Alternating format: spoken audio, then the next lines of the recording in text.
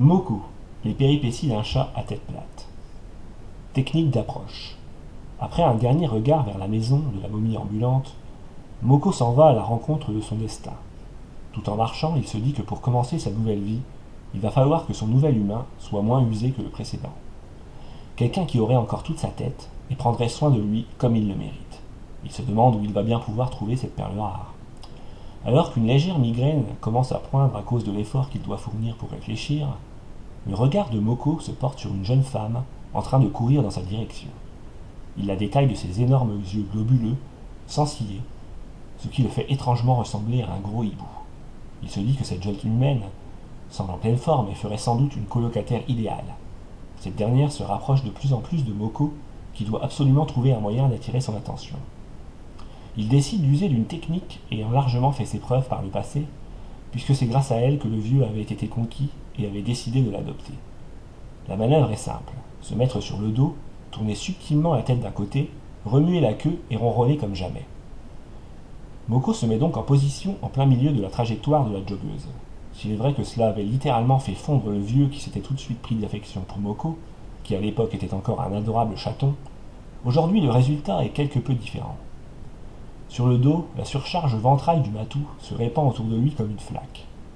Ses yeux démesurés qu'il garde résolument fixes et tournés vers la jeune femme lui donnent un air légèrement débile et passablement fou. Sa queue ridiculement petite fait des petits allers-retours rapides tel un essuie-glace. Pour achever ce tableau peu ragoûtant, le ronronnement s'échappant du chat abstrait ressemble davantage au roucoulement d'un pigeon malade qu'à celui d'un chat normalement constitué. Faisant fi des remarques des passants telles que « fais attention, ne marche pas là-dedans », les gens sont vraiment répugnants de laisser leurs ordures sur le trottoir, ou encore « ah mon Dieu, quelle horreur !» Moko reste concentré sur son objectif, séduire la joggeuse. Cependant, cette dernière ne semble pas prêter attention au matou roucouleur et continue sa course comme si de rien n'était. Moko donne alors tout ce qu'il a et accentue ses ronronnements qui ressemblent de plus en plus au bruit d'une fourchette crissant sur une assiette. Les gens alentour se bouchent les oreilles et s'enfuient en courant. La joggeuse prend enfin conscience qu'il se passe quelque chose d'anormal et cherche du regard d'où peut bien provenir cet horrible son. Elle n'a pas à chercher longtemps puisque, quelques secondes plus tard, elle se prend les pieds dans une chose molle, trébuche et s'étale de tout son long sur le bitume.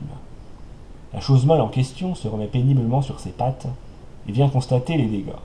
Les genoux et les mains écorchés, une dent sur le trottoir, la coureuse a perdu de sa superbe. Moko, tout en contemplant la jeune édentée, se dit que son choix n'était finalement peut-être pas le bon. Si elle paraissait correspondre à ses attentes, maintenant elle lui semble complètement stupide et inutile. De plus, il lui a marché dessus et Moko va encore avoir mal aux côtes. Il se détourne de ce pitoyable spectacle et se remet en marche.